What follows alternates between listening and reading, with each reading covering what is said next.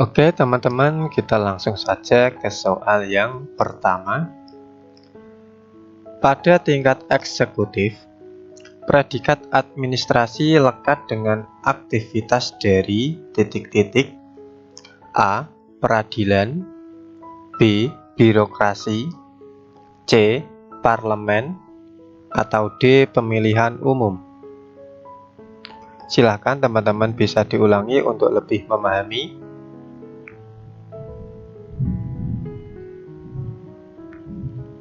Oke, jawaban yang tepat adalah yang B, birokrasi. Kita lihat pembahasannya. Karena birokrasi merupakan perangkat pelaksanaan kebijakan yang telah diputuskan oleh pemerintah dalam undang-undang. Jadi jawaban yang tepat untuk nomor 1 adalah yang B. Oke teman-teman, kita lanjut ke soal yang kedua. Tujuan pendekatan empiris dalam studi administrasi negara adalah A. Menganalisis aktivitas administrasi, B. Mengurangi elemen subjektif dari administrasi, C. Melakukan generalisasi dan telaah kasus-kasus, atau D. Mencari tindakan administrasi yang memungkinkan.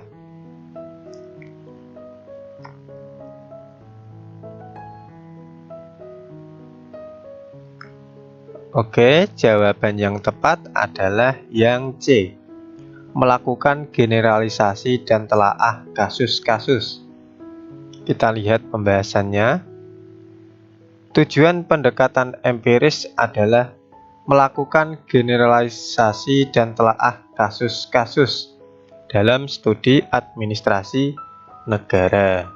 Jadi jawaban yang tepat untuk nomor 2 adalah yang C.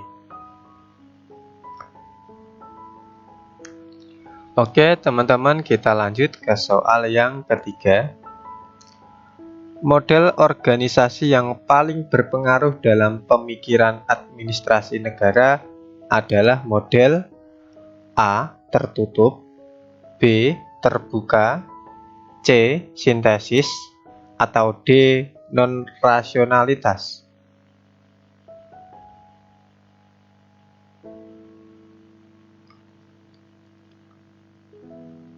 Oke, jawaban yang tepat adalah yang A. Tertutup. Kita lihat pembahasannya. Model tertutup merupakan model yang paling berpengaruh pada administrasi negara, seperti konsep birokrasi. Jadi jawaban yang tepat untuk nomor 3 adalah yang A. Oke teman-teman, kita lanjut soal nomor 4. Studi yang dijalankan pada proyek Hawthorne terutama ditujukan untuk A. Menemukan aktivitas manajerial yang harus dilaksanakan, B. Menemukan metode kerja terbaik, C. Mencapai efisiensi industri yang lebih tinggi, atau D. Meneliti hubungan kondisi fisik dan produktivitas kerja.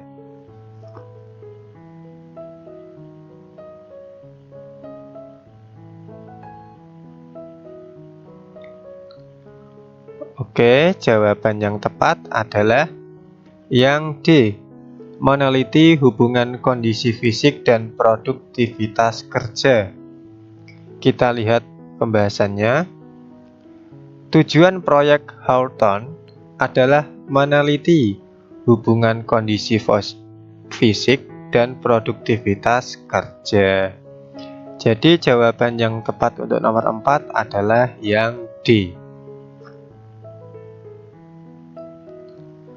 Oke teman-teman, kita lanjut soal nomor 5. Agar unit organisasi dapat beroperasi, maka langkah pertama yang perlu dilakukan adalah A. Pengarahan, B. Perencanaan, C. Pengorganisasian, atau D. Pengkoordinasian.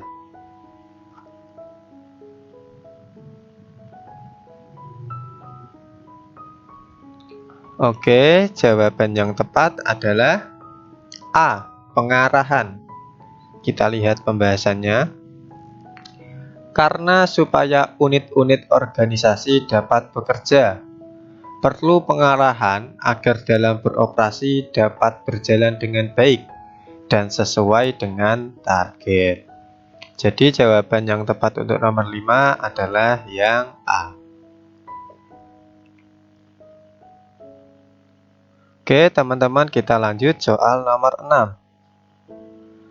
Sarana penggunaan personalia yang paling efisien adalah A. Wilayah tanggung jawab, B. Penerapan prinsip hierarki, C.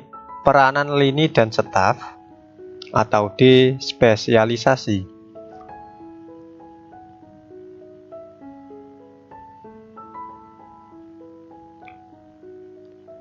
Oke, jawaban yang tepat adalah yang D. Spesialisasi. Kita lihat pembahasannya. Melalui spesialisasi, penggunaan sumber daya manusia dapat dioptimalkan dengan baik dan benar sesuai dengan keahliannya. Jadi jawaban yang tepat untuk nomor 6 adalah yang D. Oke, teman-teman, kita lanjut soal nomor 7. Birokrasi merupakan organisasi yang memaksimalkan efisiensi dalam administrasi atau metode kelembagaan perilaku sosial yang terorganisasi dalam kerangka usaha untuk mencapai efisiensi administrasi. Pendekatan yang digunakan dalam merumuskan birokrasi tersebut adalah pendekatan A. Struktural, B. Behavioral, C. Disfungsi, atau D. Pencapaian tujuan.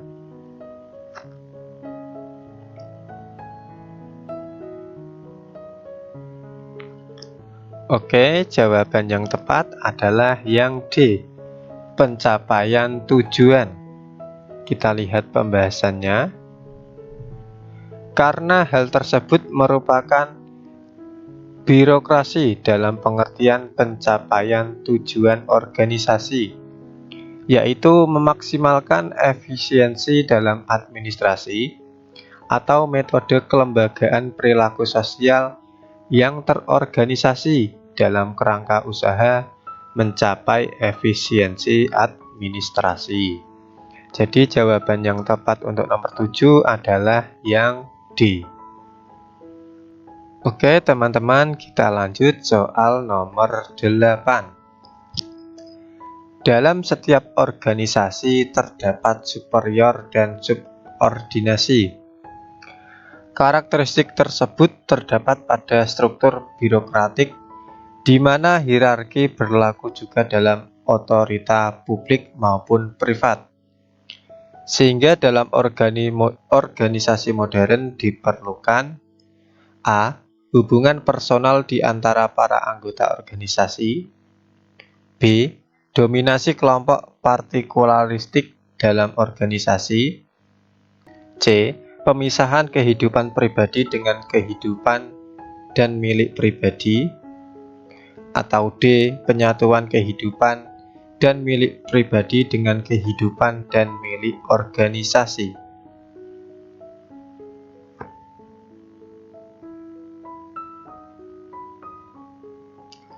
Oke, jawaban yang tepat adalah yang C. Pemisahan kehidupan pribadi dengan kehidupan dan milik pribadi.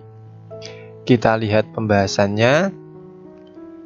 Birokrasi antara lain dicirikan oleh prinsip hierarki dan tingkat otorita.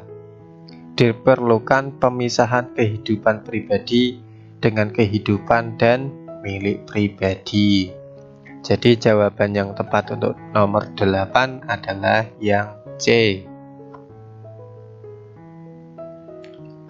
Oke, teman-teman, kita lanjut soal nomor 9. Salah satu alasan adanya administrasi khusus adalah A. kebutuhan perubahan organisasi. B. Proses penyempurnaan administrasi. C. Reorientasi administrasi. Atau D. Kompleksitas organisasi.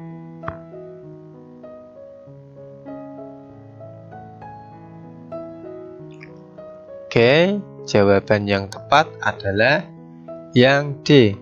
Kompleksitas organisasi. Kita lihat pembahasannya. Kegiatan manusia semakin terspesialisasi dan kompleks, sehingga organisasi akan semakin berkembang dan kompleks. Jadi jawaban yang tepat untuk nomor 9 adalah yang D. Oke teman-teman, kita lanjut soal nomor 10.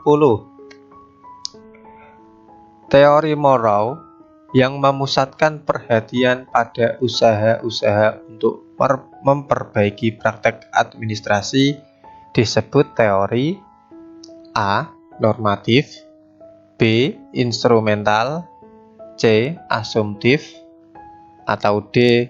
Preskriptif.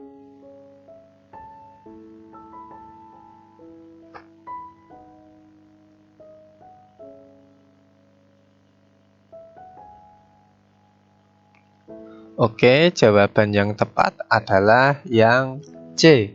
Asumtif. Kita lihat pembahasannya. Karena teori ini memusatkan perhatiannya pada usaha-usaha untuk memperbaiki praktik administrasi. Jadi jawaban yang tepat untuk nomor 10 adalah yang C. Cukup sekian yang dapat saya sampaikan. Semoga bermanfaat bagi kita semua. Terima kasih. Wassalamualaikum warahmatullahi wabarakatuh.